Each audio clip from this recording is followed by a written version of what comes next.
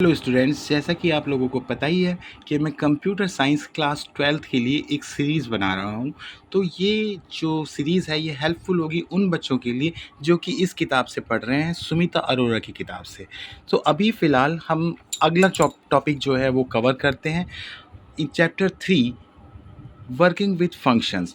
Working with functions में आपने इतना तो समझ ही लिया था कि कैसे किसी फंक्शन को डिफ़ाइन करते हैं और कैसे किसी फंक्शन को कॉल करते हैं। ठीक है, तो फंक्शन डेफिनेशन के वक्त में जो हम पैरामीटर्स, जो ये वेरिएबल्स लिखते हैं A B, these are called parameters. Okay, I am going to explain that what is the difference between arguments and parameters. Argument और पैरामीटर के बीच में क्या डिफरेंस है? Parameters are the variables used in the definition of the function. जो हम function define करते हैं वहाँ पर जो हम ए और बी लिख रहे हैं, ये देखिए, ये जो ए और बी लिखा है हमने, ये कहलाता है parameters. Okay, and whenever we are calling that function and giving these values, these variables are called arguments.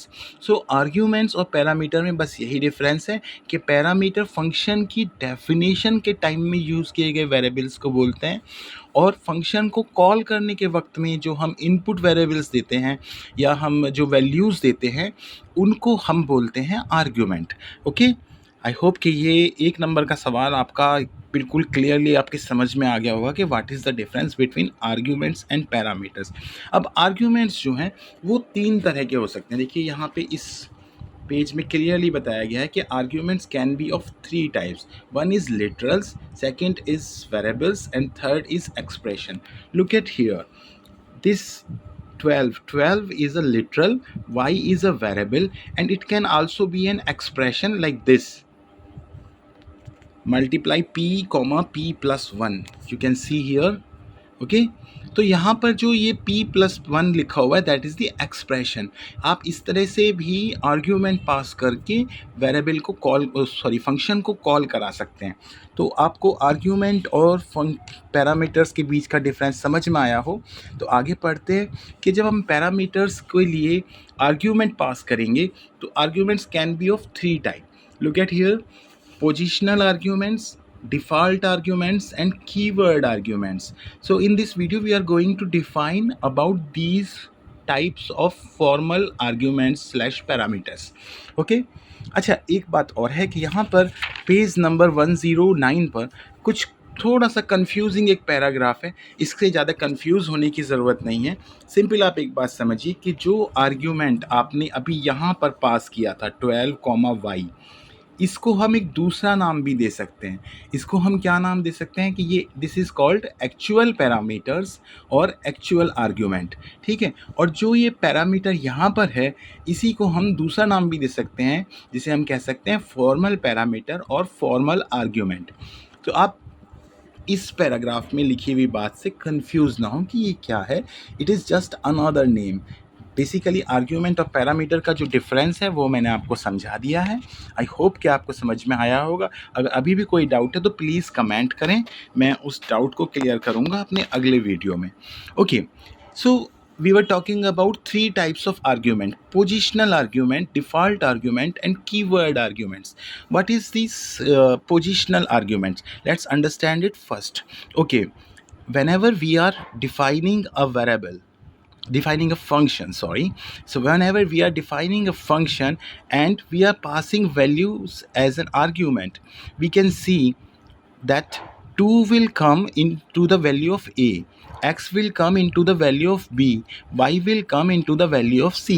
ऐसा ही तो होता है ना कि जो हमने 257 पास किया है, देखिए ये 257 में क्या होगा कि a की वैल्यू जो है वो 2 होगी और b की वैल्यू जो है वो 5 होगी और c की वैल्यू 7 होगी जब फंक्शन अपना एग्जीक्यूशन स्टार्ट करेगा। तो ये एक बहुत जनरल बेसिक अंडरस्टैंडिंग है और इसी को हम बोलते हैं पोजिशनल या रिक्वायर्ड आर्ग्यूमेंट्स। इसमें क्या होता है कि जितने भी वेरिएबल्स आपके डिफाइन किए गए हैं डेफिनेशन में, उतने ही वेरिएबल्स आपको आर्ग्यूमेंट में पास करने होंगे। जब भी फंक्शन को कॉल करेंगे, 3 डेफिनेशन में थे, तो फंक्शन को कॉल करते समय भी 3 ही वेरिएबल्स आपको इनपुट में देने होंगे, तब आपका फंक्शन एग्जीक्यूट होगा। और बड़े बेसिक से 2 रूल आपको इसमें याद रखने होते हैं। The argument must be provided for all parameters. सभी पैरामीटर्स के लिए आपको एक आर्ग्यूमेंट वैल्यू पास करनी होगी। The value of arguments are matched with parameters position order wise. देखिए यही तो हो रहा है कि जो फर्स्ट ऑर्डर का था वो फर्स्ट ऑर्डर में जा रहा है, जो सेकंड ऑर्डर का था वो सेकंड में जा रहा है, जो थर्ड का था वो थर्ड ऑर्डर में जा रहा है, क्योंकि पोजीशनल आर्ग्यूमेंट है। पोजीशन के हिसाब से आर्ग्यूमेंट की वैल्यू पैरामीटर में पास हो रही है। Next is default argument. As the name suggests, there should be some default value. So for example, here is an example in this Sumita Arora book. इन्होंने एक इंटरेस्ट का एक फंक्शन डिफाइन किया जिसमें इन्होंने प्रिंसिपल, टाइम और rate दिया। अब रेट को इन्होंने 10% पर डिफ़ॉल्ट वैल्यू दे दी है। डिफ़ॉल्ट जब आर्ग्यूमेंट इसमें पास होगा तो वहाँ पर 3 वेरिएबल्स के लिए वैल्यू पास करने की ज़रूरत नहीं है, क्योंकि एक वैल्यू डेफिनेशन में डिफ़ॉल्ट दे दी गई है कि 10% रेट होगी। सो जब हम फंक्शन को कॉल करेंगे तो हमें सिर्फ 2 वैल्यू देने की ज़रूरत है, one is for principal and second is for time. Okay, लेकिन अगर आप इसमें तीसरी वैल्यू भी दे देते हैं, रेट की वैल्यू ऑलरेडी डिफाइन है 10%, लेकिन अगर आपने यहाँ पे रेट की वैल्यू 15% दे दी है तो ऐसी कंडीशन में भी ये वैल्यू काउंट होगी। और अभी फ़िलहाल जब फंक्शन रन करेगा तो उसका प्रिंसिपल होगा 6100 6100, ओके, एंड 3 एंड 15%। अब 10% पे इंटरेस्ट नहीं निकलेगा। ओके, तो डिफ़ॉल्ट वैल्यू अगर है तो आपको 3 नहीं सिर्फ 2 वैल्यूज़ पास करने की ज़रूरत थी, लेकिन अगर आपने तीसरी वैल्यूज़ अपने आर्ग्यूमेंट में पास कर दी है तो ऐसी कंडीशन में थर्ड वैल्यू जो आपने पास की है वो दूसरी जो वैल्यू डिफ़ॉल्ट वैल्यू है उसको डिप्रेस कर देगी और बेसिकली फंक्शन इस थर्ड वैल्यू पर काउंट करेगा। Okay, next is very important keyword arguments. अभी तक आपने क्या देखा? अच्छा, इसमें एक चीज़ और भी है जो आपको ध्यान रखनी बेहद ज़रूरी है कि any parameter cannot have a default value unless all parameters appearing in its right have default values। यानी कि हर पैरामीटर की वैल्यू डिफ़ॉल्ट नहीं हो सकती जब तक कि उसके राइट में जितने भी वेरिएबल्स हैं उनकी वैल्यू डिफ़ॉल्ट ना की गई हो। तो इसका मतलब क्या होता है कि जब भी डिफ़ॉल्ट पैरामीटर्स की कंडीशंस होगी तो वहाँ पर फंक्शन डिफ़ाइन करते समय सबसे लास्ट वाले को पहले डिफ़ॉल्ट करना पड़ेगा। अब अगर आप टाइम को भी डिफ़ॉल्ट करना चाहते हैं तो उसको कर सकते हैं, लेकिन आप ऐसे नहीं कर सकते कि प्रिंसिपल डिफ़ॉल्ट वैल्यू कर दिया, टाइम डिफ़ॉल्ट वैल्यू कर दिया और रेट को आपने छोड़ दिया। ऐसे नहीं कर सकते हैं, ठीक है। तो ये रूल बहुत इंपॉर्टेंट है, ये याद रखना। कई बार हमें क्वेश्चंस आता है कि क्या ये एक लीगल फंक्शन है या इलीगल फंक्शन है, तो उसको आइडेंटिफाई करने में ये रूल बहुत काम आएगा। अब चलते हैं कीवर्ड आर्ग्यूमेंट्स पर। कीवर्ड आर्ग्यूमेंट क्या है? एज द नेम सजेस्ट कि हम अपने जितने भी पैरामीटर्स हैं उनके नाम के साथ में वैल्यू दे दें। ओके, तो जैसे हम नाम के साथ में वैल्यू देते हैं, जैसे कि इस एग्जाम्पल में देखिए, इंटरेस्ट प्रिंसिपल 2000, टाइम 2, रेट 10%। तो अब इसमें जो इनके 2 और इन्होंने वेरिएंस दिखाए हैं कि कैसे टाइम को इन्होंने अब आगे ले दिया, प्रिंसिपल को सेकंड नंबर पे ले दिया, रेट को थर्ड नंबर पे अपने आर्ग्यूमेंट पे ले दिया, या आपका जो थर्ड वेरिएंट है इसका कि टाइम को फर्स्ट नंबर पे ले दिया, रेट को सेकंड नंबर पे और प्रिंसिपल को थर्ड नंबर पे। तो यहाँ पर ऑर्डर की कोई वैल्यू नहीं रही।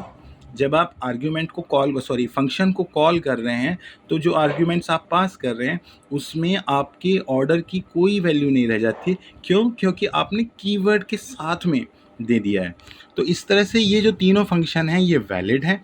और डिफ़ॉल्ट के साथ में क्या हम कीवर्ड को यूज़ कर सकते हैं? जी बिल्कुल, हम डिफ़ॉल्ट के साथ में कीवर्ड को यूज़ कर सकते हैं। An argument list must first contain positional followed by any keyword argument. जब आप वैल्यू पास कर रहे होंगे सबसे पहले आपको एक पोजिशनल रखना पड़ेगा, फिर आप कीवर्ड आर्ग्यूमेंट रख सकते हैं, फिर आपका वो थर्ड में डिफ़ॉल्ट आ जाएगा। Keyword argument should be taken from the required argument. You can not specify a value for an argument more than once। ये 3 रूल भी बहुत इंपॉर्टेंट हैं, आपको याद रखने ज़रूरी हैं कि एक बार वेरिएबल की वैल्यू आपने डिफ़ाइन कर दी है अपने आर्ग्यूमेंट में, तो दोबारा से आप डिफ़ाइन नहीं कर सकते। ओके, सबसे पहले पोजिशनल आर्ग्यूमेंट को रखना ज़रूरी है, फिर कीवर्ड आर्ग्यूमेंट को रखें, and third one is the default. Okay, तो यहाँ पर इस तरह से किस बुक में कुछ एग्जाम्पल्स दिए हुए हैं कि क्या लीगल होते हैं, क्या इलीगल होते हैं, और इस पर क्वेश्चन भी बन जाता है, इसलिए इसको ध्यान से समझ लें। आई होप कि जिस तरह से मैंने अभी एक्सप्लेन किया है इस वीडियो में, इन तीनों आर्ग्यूमेंट टाइप्स को, पोजिशनल, कीवर्ड एंड डिफ़ॉल्ट को, तो आपको ईज़िली समझ में आ जाएगा। और अगले वीडियो में हम बात करेंगे इससे आगे की, और इस चैप्टर के बारे में, इस वीडियो के बारे में अगर आपका कोई भी कमेंट है, कोई डाउट है, तो प्लीज़ कमेंट में ज़रूर लिखें। वीडियो को लाइक करें, अपने दोस्तों के साथ शेयर करें, और हो सके तो चैनल को भी सब्सक्राइब करें to understand more about Python class 12th computer science.